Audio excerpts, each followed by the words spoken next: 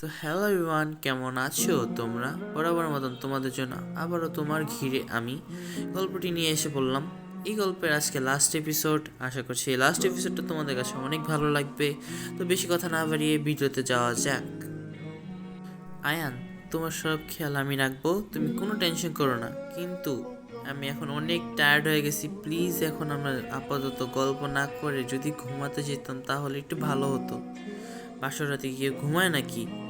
কেউ না ঘুমালো আমি ঘুমাই, আর আমার ঘুম আসতেছে, আমার এখন ঘুমাতেই হবে। তোমার কোনো সমস্যা? না, আমার কোনো সমস্যা নেই, যাও তুমি ঘুমাও। তুমি ঘুমাবে না? হ্যাঁ, আমি ঘুমাবো। আমার বন্ধুরা বাহিরে আমার জন্য অপেক্ষা করছে, ওদের সাথে একটু আড্ডা দিই, তারপর আমি আসবো। না, কোনো আড্ডা তো চলবে না, ঘুমাতে আসো। বাহ, বউ হলো না, বেশিক্ষণ হলো না, তুমি এখনই তোমার বউয়ের অধিকার করছো? তো করবো না, জামাইটা তো আমার, আমার তো সব কিছু খেয়াল রাখতে হবে নাকি? এরকম করে কথা বলতে বলতে ওরা দুজন ঘুমিয়ে পড়ে। কি ব্যাপার, আমার ফেসে তো পানি কিসের? ভাই ওয়েট, আচ্ছা তোমার কি কোনো কাজ নেই? আমার মুখের মধ্যে তোমার চুলের পানি কেন ছিটাচ্ছ আজব? না, আমার কোনো কাজ নেই, আমার তো তোমাকে ডিস্টার্ব করার কাজ, সেটাই আমি করছি। তোমার কোনো সমস্যা? আর তুমি এত সকালবেলা গোসলই বা করেছো কেন? রাত্রেবেলা অনেকবার বলেছিলাম, শোনো নাই যে সকালবেলা ঠান্ডা লাগবে, আমি গোসল করতে পারবো না। তাও তুমি শোনো নাই, এখন এই জন্য আমার গোসল করতে হয়েছে। তোমার সব দোষ। হ্যাঁ, সবসময় তো আমারই দোষ হয়। তুমি তো তুলসী পাতা, তাই না? হ্যাঁ, আমি তুলসী পাতাই, তোমার মতন তো না।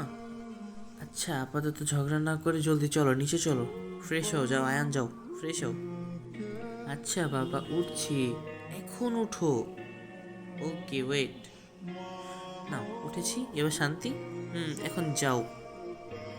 নিচে খাওয়া দাওয়া করতে আসার পর সবাই আমাদের দিকে তাকিয়ে হাসছিল। কেন হাসছে আমি কিছুই বুঝতে পারছি না। আরিয়াও লজ্জা পাচ্ছে। আমি আরিয়াকে জিজ্ঞেস করলাম, ওরা হাসছে কেন? আমার ফেসে কি কিছু লেগে আছে? আরিয়া বলছে, না কিছু লাগিয়ে নেই। তুমি বুঝতে পারছো না কেন হাসছে?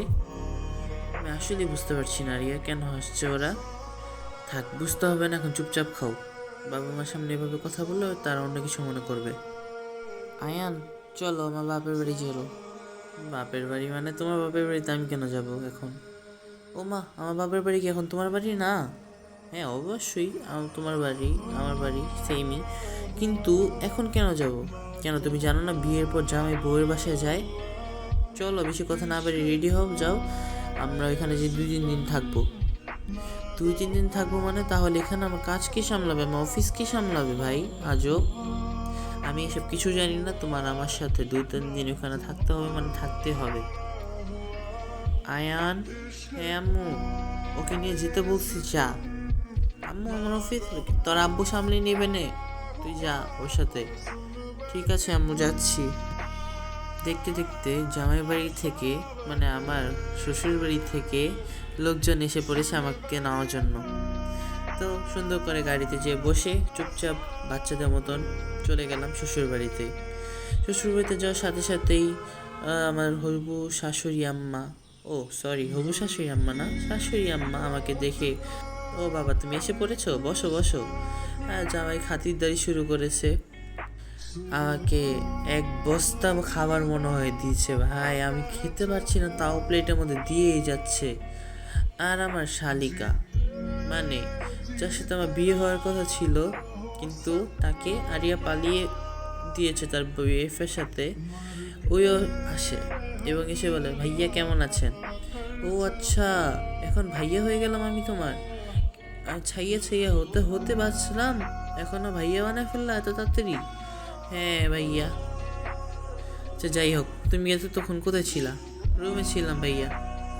আচ্ছা ঠিক আছে, তাহলে আসো একসাথে ডিনার করি আমরা। ঠিক আছে, খাবো এখনই। তারপর, আরিয়া, তুমি তোমার এলাকাটা আমাদের ঘোরা নিয়ে গেলে না কেন? তুমি আমার এলাকা দেখো নাই? হ্যাঁ দেখেছি। তাহলে? না, তাও এমনি আর কি আজকে করলাম যে তুমি কি আমাকে দেখাতে নিয়ে যাবে না? ছোটবেলার থেকে তুমি এখানেই হয়েছো আয়ান, তুমি কি ভুলে গেছো? ও হ্যাঁ, তাও একটু দেখাতে নিয়ে যাও, দেখি তুমি তোমার এলাকাটা কেমন চিনো। ঠিক আছে যাব, কিন্তু এখন না, একটু পরে। তাহলে একটা কাজ করি, সাথে আমাদের শালিকাকেও নিয়ে যাই। ঠিক আছে, নিয়ে যেতে পারো, কিন্তু একটু বেশি কথা বলে তুমি মাইন্ডে নিও না। আরে মাইন্ডে নেওয়ার কিছু নেই, শালিকা তো কথা বলবি দুলাভাইয়ের সাথে। আচ্ছা ঠিক আছে। এরকম দুষ্টু মিষ্টি ফাইজলামি করতে করতে দেখতে দেখতে একটি বছর চলে গেল। আজকে আমাদের অ্যানিভার্সারি। আমার বউটা সুন্দর করে বেনারসিতে সেজে আমার সামনে আসলো। ওয়াও, এটা কে?